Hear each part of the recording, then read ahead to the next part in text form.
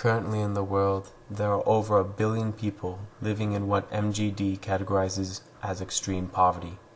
We find it to be the moral obligation of the United States to be able to assist those who are living in extreme poverty. We find the best way is not just by using the empirical evidence of developmental assistance and military aid that we have in the past to these nations, but to be able to support real, transitional, transparent governance in nations where developmental assistance has been proven ineffective and in some cases even harmful. We believe that it is specifically the sub-Saharan region of Africa that we are discussing. So as I've said before, this is not the time to retreat or retrench. We need to be out there, and we need to be engaged with the world. Why? Because for every $1 billion in goods and services that we export, we create 5,000 jobs here at home. Because when we help other countries stand on their own 2 feet, we create trading partners for our businesses. In fact, 11 of our 15 biggest trading partners used to be the recipients of American aid. It's heart-stopping. It's mind-blowing stuff.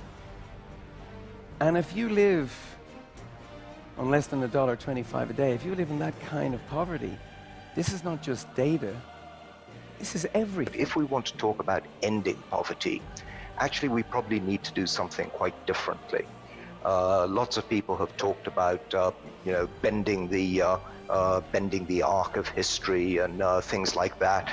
They're all great slogans, but at the end of the day, it's actually about coming up with a partnership and a means of implementation that is far more effective than anything we've seen today, and that's more universal and more comprehensive.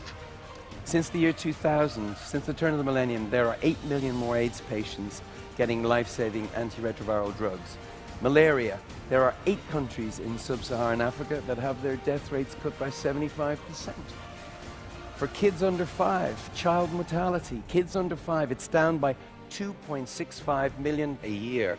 That's a rate of 7,256 children's lives saved each day. Let's just stop for a second actually and think about that. Have you read anything anywhere in the last week that is remotely as important as that number? And guess what? If the trajectory continues, look where the amount of people living on $1.25 a day gets to by 2030. For number crunchers like us, that is the erogenous zone. And it's fair to say that I am by now sexually aroused by the collating of data. Aid, trade, migration, security, intellectual property have much more impact on what's happening out there, and they have resulted in increasing inequality.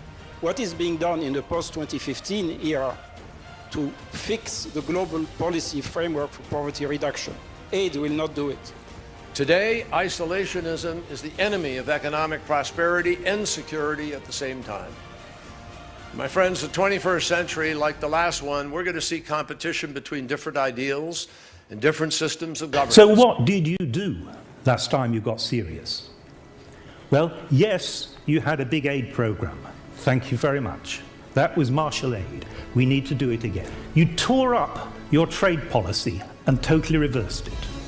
Before the war, you treated national sovereignty as so sacrosanct that you weren't even willing to join the League of Nations. Did you do anything else? Yes, you totally reversed your security policy. Before the war, your security policy had been isolationist. After the war, you tear that up, you put 100,000 troops in Europe for over 40 years. That is still the waterfront of effective policies. Aid, trade, security, governance. And aid, for example, from sub-Saharan Africa has gone from about $17 to $43 billion in the last 11 years. And most of that has been quite well spent. But the big story is during the same period of time, those same countries in sub-Saharan Africa increased their domestic resources from about $70 billion a year to over $400 billion a year. The key question is what's happening with that money? And what can citizens in those countries be armed with through improved Millennium Goals, so that they as citizens have a stake and a scorecard by which they can hold their leaders accountable and the international community accountable so that we go forth and help them both get themselves out of extreme poverty and transform their economies. We know that the biggest disease of all is not a disease. It's corruption.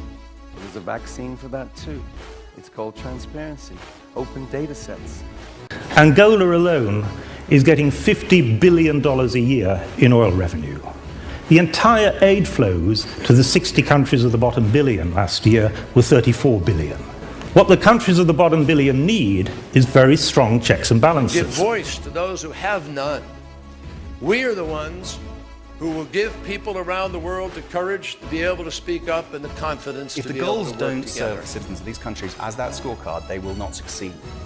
They must, and it must be focused on that empowerment of people in these countries. We've got to figure out how the international community gets behind that and helps tell that changing story. If you agree that we need a critical mass of informed citizenry, you will realize that I need you. Please become ambassadors. This is exciting stuff. Look, once you have these tools, you can't not use them. Once you have this knowledge, you can't unknow it. You can't delete this data from your brain, but you can delete the cliched image of supplicant, impoverished peoples not taking control of their own lives. You can erase that. You really can, because it's not true anymore.